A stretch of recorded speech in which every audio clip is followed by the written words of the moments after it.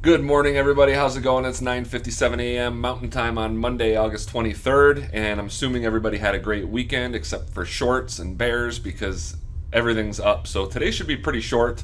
I got 5 altcoins that are yet to explode, that I expect to explode should this alt season continue, which I expect it to.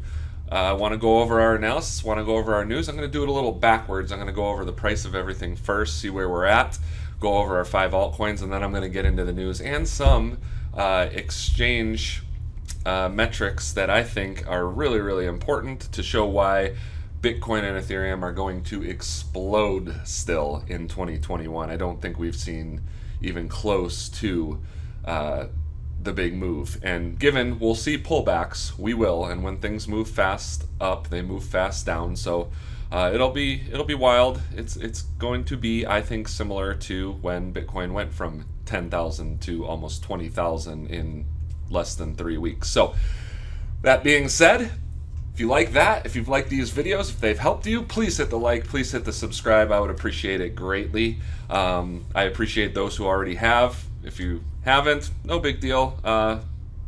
But if you're watching these videos, please, helps me out, gives me confirmation that I am making videos that are helpful to people. Also, just remember that none of this in this video is to be considered financial advice. Everything is for informational and educational purposes only. I am not a financial advisor, I'm just a trader, but I do have my opinions and I want to share those. So let's get into it. First, let's start off by looking at the price of Bitcoin. As you know, whatever you're trading, whether it's altcoins, whether it's GBTC or ETHE or Ethereum or whatever, or MSTR even is related to the price of Bitcoin, you got to follow Bitcoin. You just have to. There's no other way around it. So getting into this, man, it's been a while since I had a pop-up since I actually subscribed to TradingView and stopped being cheap. But let's see. So one thing that we did is we looked at these bull flags right here. Last time we said that's a buy. We looked at MicroStrategy and we said that's a buy and it's up. We looked at GBTC and we said that's a buy and it's up. Now Bitcoin, the big area, right? 47,000. We were eyeing that since way back here, along with the 50, crossing through the 50 and moving up through the 200. This showed a lot of strength, not even coming down to retest the 50. I kind of expected that, but I also expected to get rejected right off the bat on the 200. So that shows strength. May not seem like much, but it does. Now we got the 50 curling up, and we're gonna golden cross. You know, we had this inevitable death cross. Now we have this. Well, unless we just tank from here, which I don't expect that to be the case. You know, we have kind of I wouldn't call it inevitable yet, but it's looking like it's possible. We are going to update these resistances here, and I'd say we want to break through right here, 53,000. The 52,000 is really like the mark that we got to watch. That's what everybody's watching, I feel like, but you know, we break through there, and we're sending close to 60,000. I think we're going to have a little bit more pressure at the 52,000 area. We haven't seen a whole lot of strong resistance yet at these strong resistance points. Of course, we didn't see really strong support at the 200, just like we didn't see really strong resistance at the 200. So I don't see any reason for it to stop just yet. We're only at a 68.51 RSI. That's a big move. You know, it's kind of in that area now where it's like, well, it could see a pullback, and it could, so this is not the time to just go all in on it. But if you've been with me and you've been with Stock Market Mentor, we've been buying in the low 30s. Some of you got the high 29s, high 28s. I didn't. I don't necessarily feel like buying the bottom is necessary, just like selling the top isn't absolutely necessary to be extremely successful. So moving on, GBTC. We got bull flag after bull flag and breaking out. If you guys trade the stock, if you prefer being in the stock market on your TD Ameritrade account, breaking over this high from August 12th, that's a big deal. Would not be surprised to see GBTC move up to about the 45 area. Still behind Bitcoin at a pretty significant discount. Just wanted to touch on that lightly. And then MicroStrategy, same kind of thing, bull flag after bull flag. So you can see how these are late, to the price of Bitcoin. Bull flag, bull flag, bull flag, bull flag, bull flag, bull flag. MicroStrategy is not quite as tied to it because you're buying the company, but the company is mainly invested in Bitcoin. And you can see like it's pretty much poised and broken out. If we want to do another trend line, from here to here, we're still broken out no matter which way you look at it. So we back tested here in a bull flag. It's just beautiful back test, and bounce from there. I imagine that this would continue to go up. No reason to see it slowing down, even though we've made a big move in Bitcoin and the price of MicroStrategy. So on to altcoins. Oh, sorry, I wanted to touch on just the so annoying. Just the Bitcoin futures. We did close the gap. We had a gap here from Friday. We closed it. They've been closing. Same thing happened on August 6th to August 9th. Everybody got scared a little bit because that was a big move, but really strong support here in the Bitcoin chart. So just wanted to update that. That's really the only thing I watch the Bitcoin futures for, is the gap, the one. Though we did leave a gap unclosed here. We also have a gap open up at the top there. Or this was the one we were watching previously that we closed. So anyways, moving on. On to altcoins. So first thing we want to look at when we look at the price of altcoins is Bitcoin dominance is still struggling. I don't think we'll ever recover back above 60 or 67. I don't think we'll ever get back up there because altcoins are significant now. They serve a purpose, and who would have thought it'd be in the things that it's in? Gaming, NFTs, those are two of the biggest things, and they correlate together. Decentralized finance. It's just like Ethereum and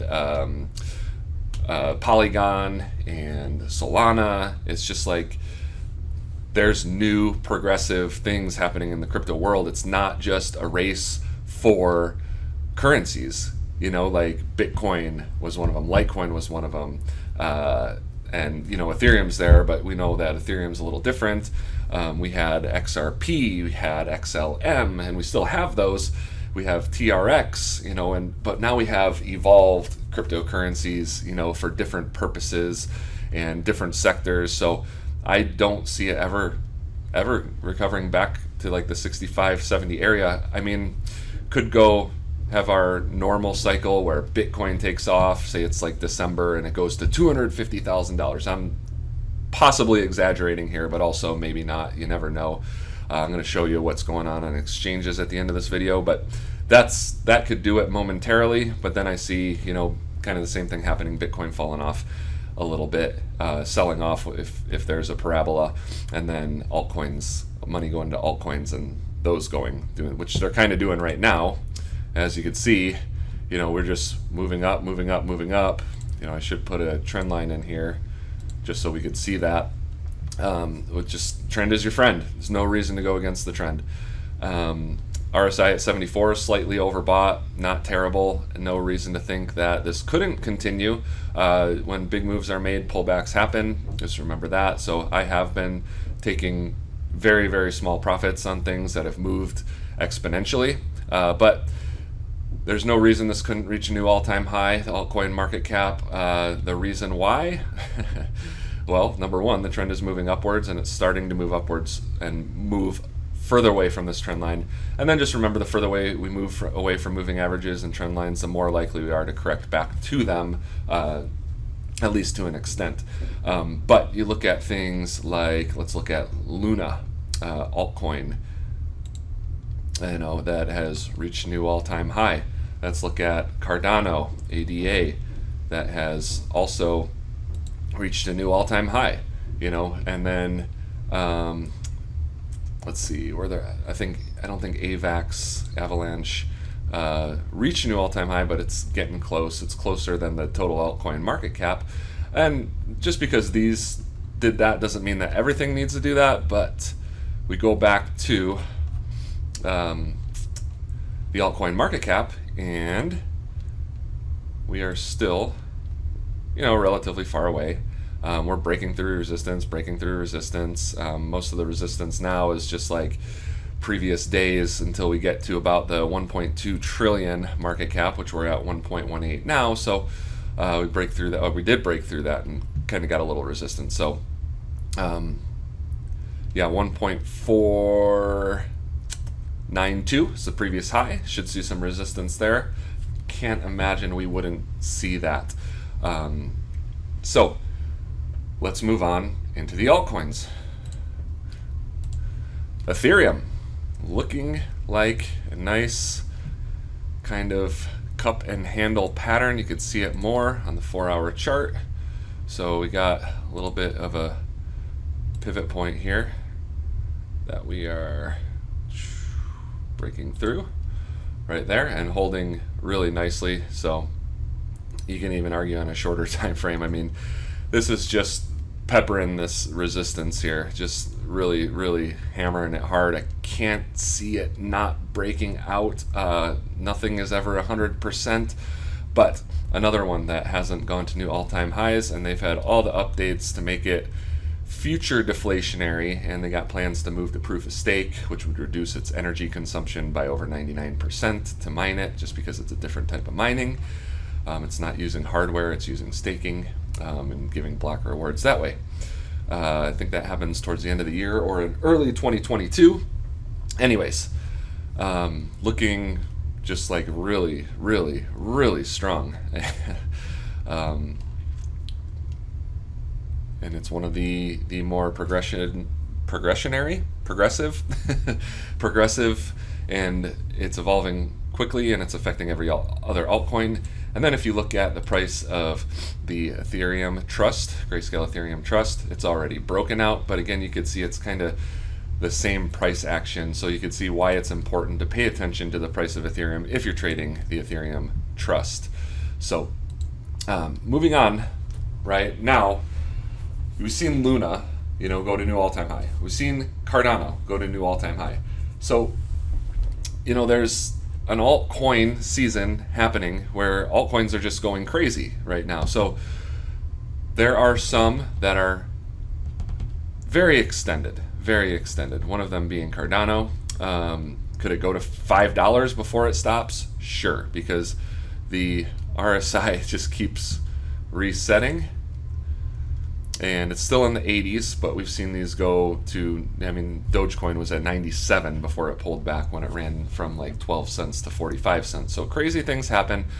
This isn't one I'd say like, yeah, buy it now. If you're holding it, great. I'd say it's more of a hold than anything, because even if it pulls back, you're well into profit. If you were also buying in here, I didn't actually get in until the 140s.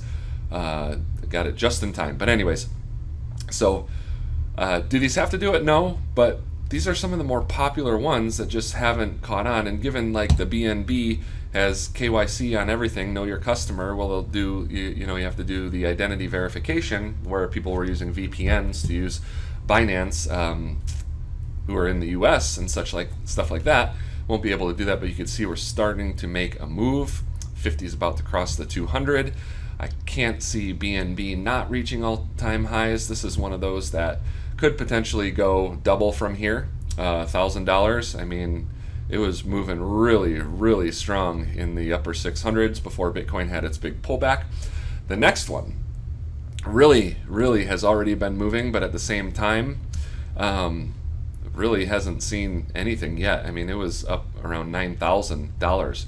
AutoFarm, this is a DeFi project that allows staking and yield farming, and it's been around for a while, so it's one of the more trusted, and you get paid in AutoFarm tokens. And you could see kind of that bottoming pattern that we saw in TVK when the altcoin season really showed us like, yeah, this is getting started up again. You could see the volume really picking up off the bottom. And let's go to TVK just so you could see a similar pattern here. TVK, boom. We saw this bottoming, kind of like this up, down chop, and then, it's picking up big time volume, and that's when altcoin season really kicked off for everything. That TVK was the one that I was like, wow, look at that volume off the bottom. Then when it came down and came up again, it was like, okay, money's going into altcoins. Anyways, moving on, we got BNB, we got AutoFarm. Next we got Polygon, ticker symbol Matic. Looking like a lot of selling happening at resistance here.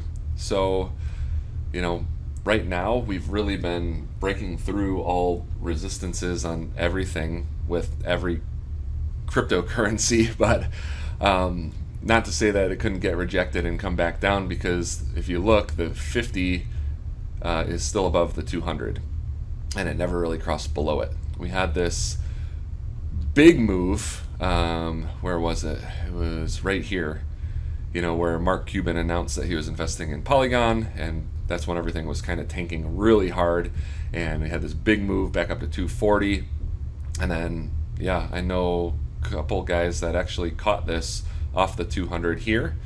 I didn't. I was more like above $1. I was a little more nervous than most, not so confident, but this is, excuse me,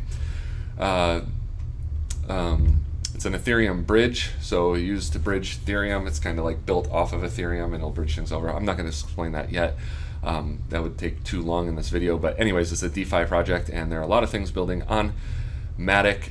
It's still relatively early for Matic, even though it's made this big move. But fundamentally, it's still relatively early. Seen a lot of things coming on Matic, kind of taking advantage of it being new. A lot of scams kind of launched onto it.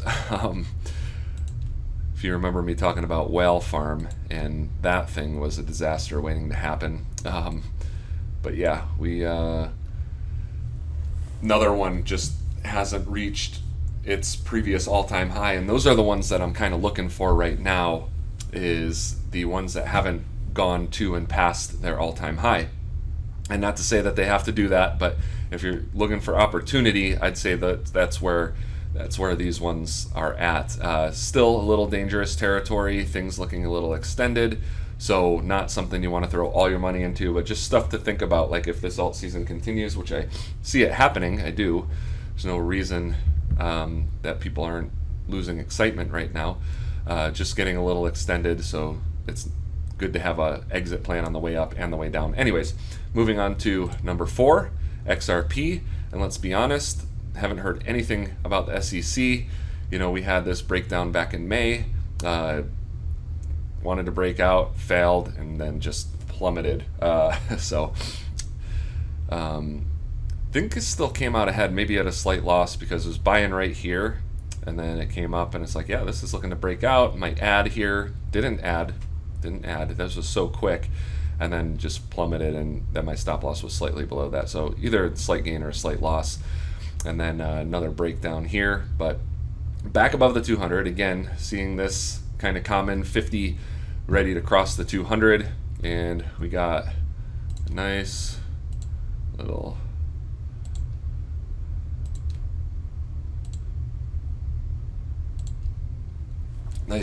attempt at a breakout there, but got a little pennant formed and looking like it's ready to make a decision here.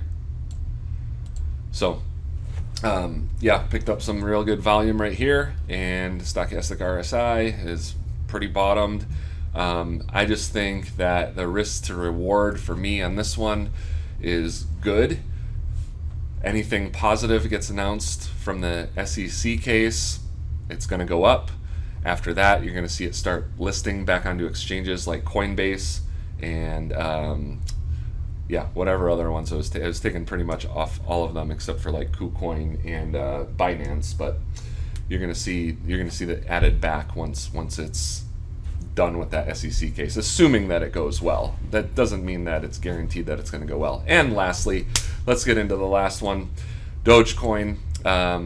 Yeah, laugh all you want. Dogecoin has probably been my most profitable investment or trade. I've been in and out of it, so I can't really call it an investment ever.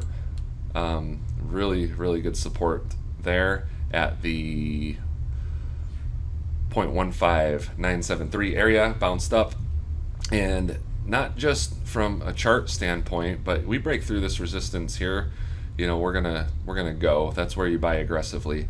And again, away from its all-time high, given this all-time high was kind of artificial. It was pumped up because of the hype on Elon Musk being on Saturday Night Live. Anyways, that's where we're at with Dogecoin. And then getting into the news, we're going to segue right into the news with Dogecoin. Dogecoin Foundation returns with Ethereum's Buterin as advisor. Foundation hopes to secure a 3-year budget in order to hire a small staff to work on Dogecoin full-time. If you know, Elon Musk wants to make it workable. He wants to make this work, and he wants this to be something that doesn't waste a lot of energy or electricity. The Dogecoin Foundation, a nonprofit organization that aims to support the development of the meme coin through advocacy, governance, and trademark protection, has been re-established. So Dogecoin's no longer a joke, and it hasn't been for a while. It was a joke. Some people still consider it a joke, but you got to take it seriously now. Elon Musk, here, where did it say? Board members include Dogecoin Foundation veteran Jens Wikers, am I saying that right? And Dogecoin core blockchain developers Mickey Lumen, and Ross Nicole. What part does... Okay. Jared Birchall, a representative who was appointed by Tesla co-founder and influential Dogecoin supporter Elon Musk, and who is the head of Musk's family office, joins as the foundation's legal and financial advisor, while Dogecoin core developer Max Keller will serve as a technical advisor, and Dogecoin co-creator Billy Marcus will be the community and meme advisor. So things are happening within Dogecoin. Just wanted to share that. So own some, bought some, and now comes to my unstoppable adoption updates. It seems pretty unstoppable at this time. It's like every time I go on to Cointelegraph, there's more and more happening with big money getting into crypto or adding to their crypto position. Visa invests $150,000 in NFT CryptoPunk asset. I think there should be a picture of it. Nope, don't have one here. So Visa, $150,000 on a little JPEG CryptoPunk 8-bit little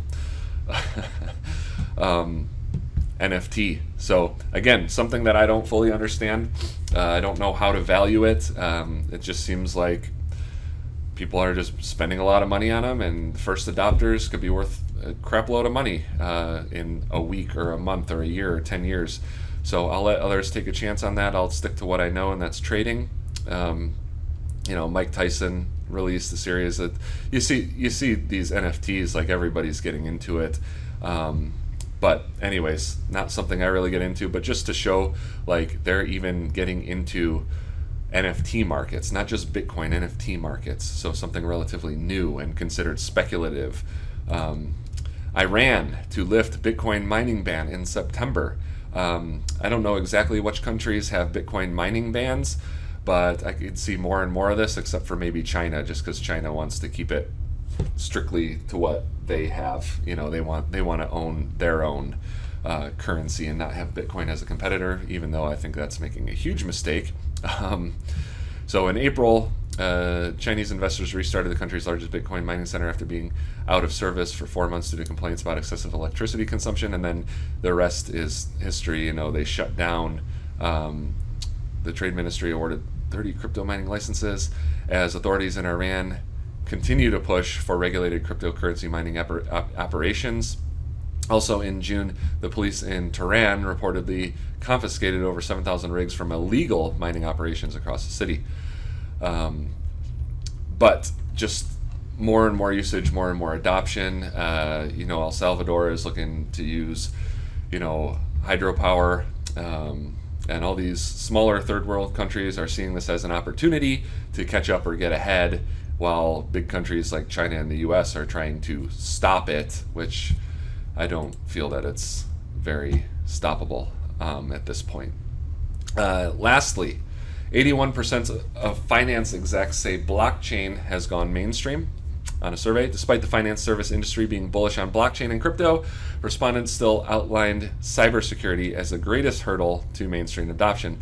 As we saw that Poly network with the $600 million hack, however, all of it was returned.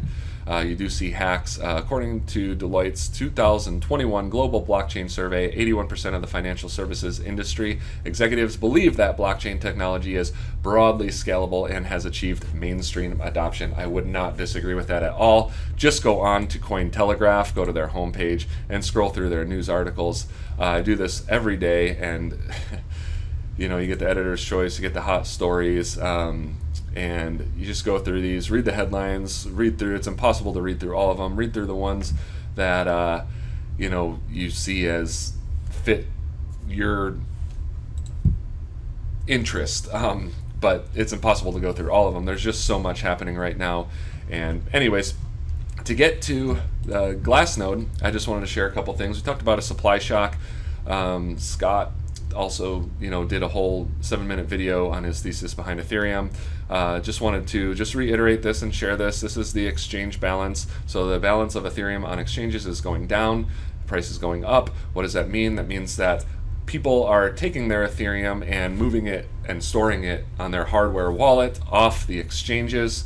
Pretty much means, hey, I'm buying this, I'm holding it, I ain't getting rid of it.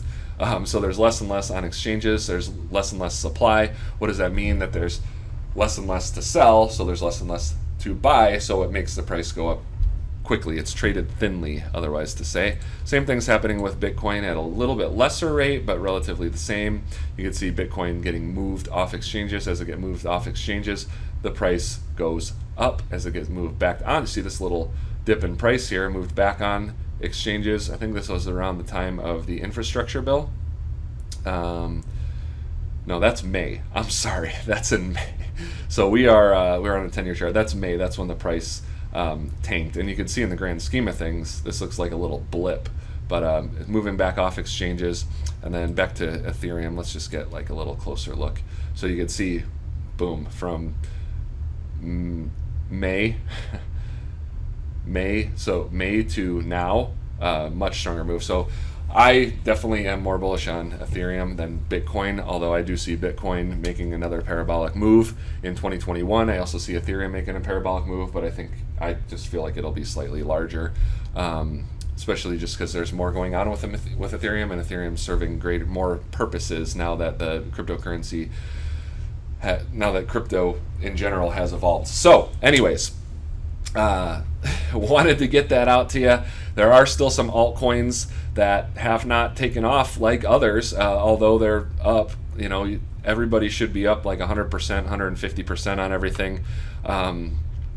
Bitcoin chilling below 50,000 right now. It wouldn't be bad to trade sideways here. I do see like whatever we end up doing in August, cool off in September a little bit. Doesn't mean necessarily taking a huge drop, but we're at that kind of, wow, we've gone up significantly. Who knows? That's why I'm kind of staying out of most trades, just kind of holding and just kind of watching, just kind of sitting back. That's why I haven't done a ton of videos. That just stay out of your own way. Just sit back, stay out of your own way. And I'm just holding, a lot of room to be comfortable still.